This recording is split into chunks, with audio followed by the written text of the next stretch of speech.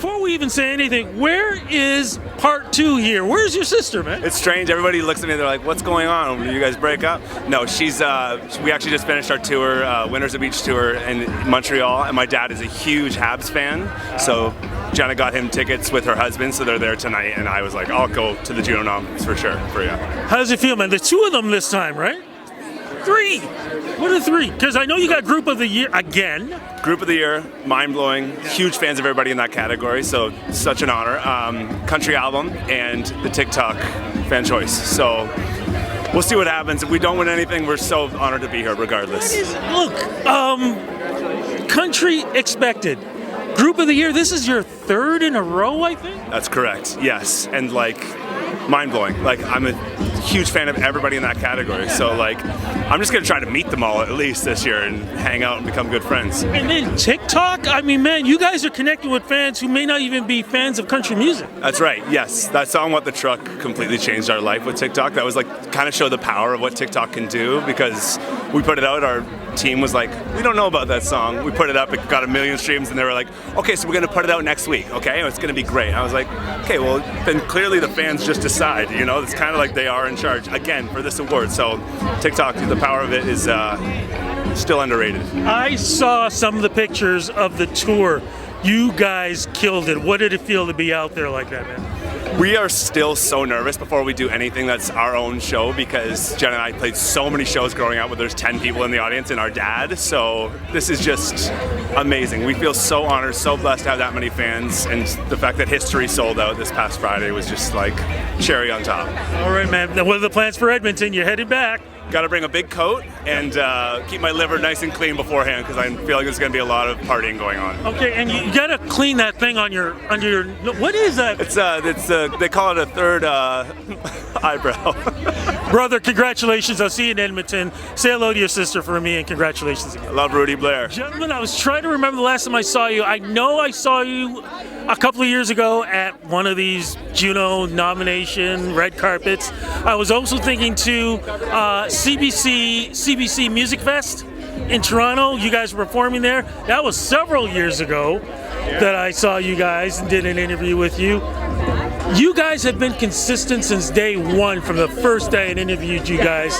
It's either, great shows, representing Canadian rock the way you do, and of course, Juno nominees. How does it feel being at this point in your careers, knowing that you guys aren't the young cats anymore? Now, you guys are the legends. Oh, come on now. That's a real intro. I like it. It feels good. I mean, honestly, we just spent basically the better part of a year touring all over the place and sort of playing music people, and it's been so amazing to get back and play music to people in real rooms and feeling that energy that, it was missing. And I think in the same way, it's nice to get the recognition for something you did, and it feels good to get that affirmation. And I think that we're happy to be done tour and also getting a nomination for our album is really cool. Yeah, what's the album again? Because I know I interviewed you guys about this on Zoom. I was gonna say you had that studio background, and I was commenting on how sweet your studio was. Yeah. Yeah, people didn't realize it wasn't a real studio. The album's called Out of Sight. It's just a straight up rock and roll record. It's one of the quickest, easiest records we ever made, but I think that's what makes it, rock. And speaking of the word rock, the category that you guys are in, I've been saying this all morning or all afternoon. The reggae category and this rock category is the most stacked I've ever seen with nominees. How does it feel having these other artists who are either past winners or are also legends too? Like I said, man, it's stacked.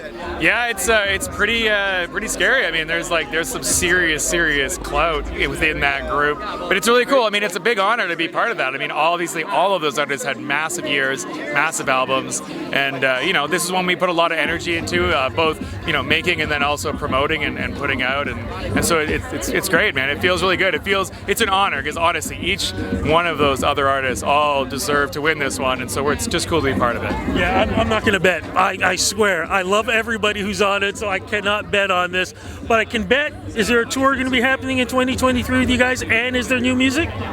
Well, yeah, probably a little bit of shows. We just got done a 94 show tour, so I need a little time off, and we've got to write a new record, but it's pretty soon. And we'll see you in Edmonton also. Sounds good. Yeah. See you in Edmonton, bud. All right, man. Yeah, I gotta get me a new warm coat. So I'll see you in Edmonton. Thanks again, guys. A little bit warmer. I'll be good. I did this right from the beginning because I wanted to make sure you remembered all of your nominations. How does it feel hearing 1, 2, and then 3 in such prestigious categories? I am just so shocked and honored. I mean, everybody in every category is so legendary, and just to be up there among my peers is surreal.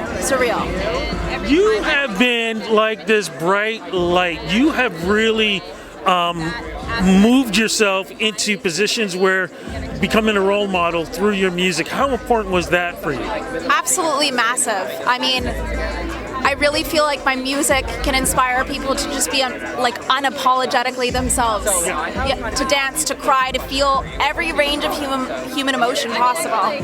And of course, to be nominated, you have to have music. What was the music that you were nominated with? What was it?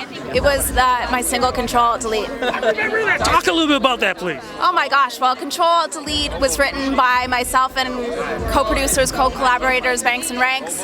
We wrote it in the peak of the pandemic. It was just a fun song we did to break up the darkness in the world at the time, and we went into the studio saying, let's just make something fun that people can bop around to can giggle with their friends with, and we're just so happy that it's touched so many people and it's resonated with so many people, and that it's being honored here today at the Junos. Would you say during the pandemic was probably at that time your most creative because you were so limited, but you still had to put that energy out that you had inside of you? Oh, absolutely. It was a very introspective time, and a lot of old feelings came rolling back, and that inspired a lot of good music. All right, well, look, you're going to be heading to Edmonton. What are the plans now? The plans, well, we gotta perform. We gotta plan our Juno performance, because I'm performing with the Pals, Banks and Ranks, and Preston Pablo. So we're bringing something ultra electrifying and unique to Edmonton this year. And new music coming out for 2023? Yes, there's an album on the way, but I can't say more than that. That means we get another interview happening. Congratulations. We'll see you in Edmonton. Thanks so much, Rudy.